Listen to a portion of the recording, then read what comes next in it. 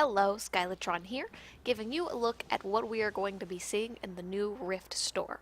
What we are looking at now is the current Rift store. So this is before Rift goes free to play.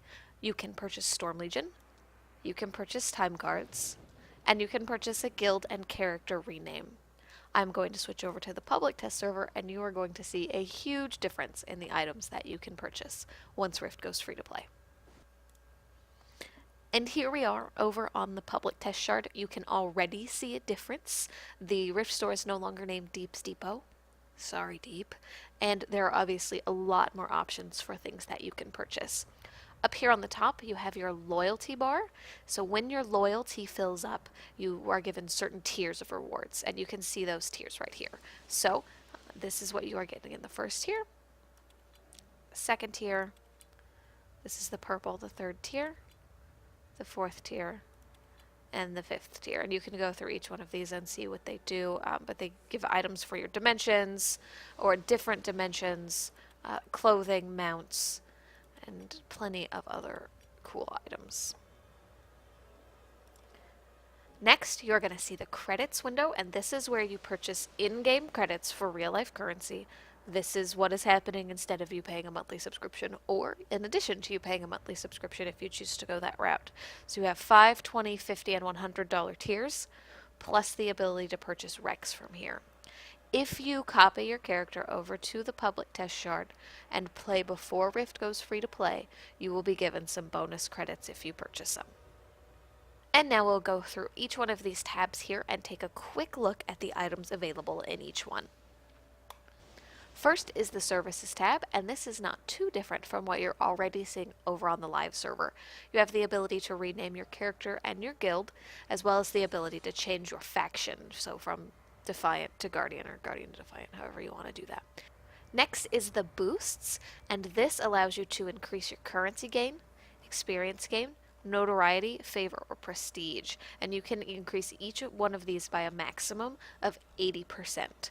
So obviously the lesser percentage here at 15% will be 80, and the greater token here is 480, and they only last for 2 hours. The next tab here is chests and keys, and this allows you to buy supply crates, which just say that they have fun stuff and things in them, not very descriptive, and buy the keys to unlock those supply crates. You can also purchase various mystery items for your dimension. Now we're going to go into the wardrobe area where you can look at and purchase different wardrobe options. There are also different armor styles here, which you can get, and they are cosmetic only. You also have the ability to buy dye from here, and different types of cosmetic weapons. Next, we're going into drinks, and currently these are just healing drinks, and you don't even buy them for credits. You simply purchase them for in-game money. Next, we're going into mounts. This is a pretty large list of mounts, which you can purchase for credits, or you can purchase for in-game platinum.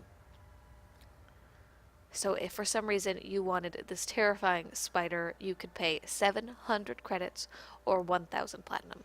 And 700 credits, let's take a look here, ends up being less than $5 for that mount. Next, we'll just take a look at some pets.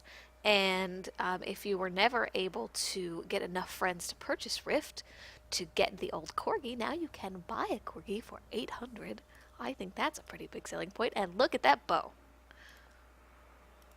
So there's just tons of little pets that you can buy. And oh my god, it's a top hat. I need to get out of here before I get too distracted. You can also buy some of these pets from old events as well, using the currency from those events if you happen to have them, or of course credits. Next we're into storage, and this is of course just bags that you can buy. And you can buy them for a very small number of credits, or you can spend your in-game gold on them. Next is crafting, and these are just regents for different crafting recipes. And again, this is in-game currency. This is not the credits that you purchase with real-life money. At least not at this point. Here we have items for your dimensions, and there are just tons and tons over here, so I'm not even going to be able to go into them all, but it is literally everything that you could possibly want for your dimensions, and they are purchased with different types of currency, it looks like. So you see that you can purchase them with platinum and gold, or you can purchase for as little as 2 credits. Alternately, you can purchase with things like glass beads, which are from one of the old world events. And you can preview all of the items that you want to buy over there on the right. Now we are in the World Event tab, and this just allows you to purchase items from past world events. Some of them you can use diamonds on, some of them that you can't, and you have to use the currency that was available during that event. Now we're into the PvP area, and I saved this and the other equipment tab for last, just because I have heard people fearing that this is going to cause an imbalance or a pay-to-win scenario. And you'll note in here in the PvP section that you have to spend favor to buy this armor here. You are not spending real life money to buy this armor. Last but certainly not least is equipment, and this is causing a huge rumble in the community. So here you have supply crates. I can only assume that they have armor of different tiers in them, but of course we don't know because it doesn't exactly say. But here I can see my bundles for, if I check all of them, you can see bundles for everything.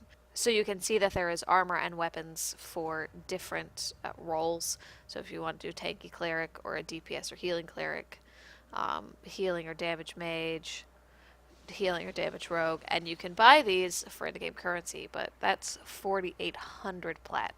Seems like it's a bit excessive, but they're also pretty expensive. So 30 to 40 credits is over $20 for a pack of clothing, which seems like a lot to me. I wouldn't spend $20. I'd just play the game and level up from there.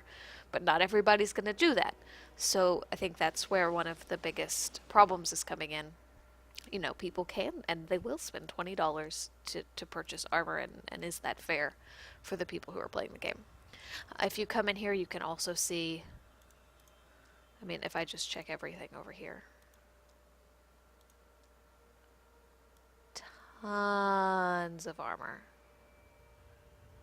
Now, see, this armor you have to purchase with planarite and source stones, which and marks of achievement from doing dungeons and things. But then there's this armor up here, which you can purchase with credits. Now, they did say that the best armor in the game was not going to be purchasable with credits, that you were still going to have to run dungeons, so I can only assume that this is not the best of the best, but it is still high tier armor that you could buy with money. So that is a basic look at the brand new Rift store that is coming out on June 12th when the game goes free to play. If you want to take a look in depth at all of the things that are available, I highly recommend that you copy your character over to the public test shard so that you can make these determinations for yourself. And of course, everything is up for change until the game goes free to play and after, based on player feedback. So if you want your voice to be heard, head over to the Trion forums and let them know what you think of the items that are available to purchase.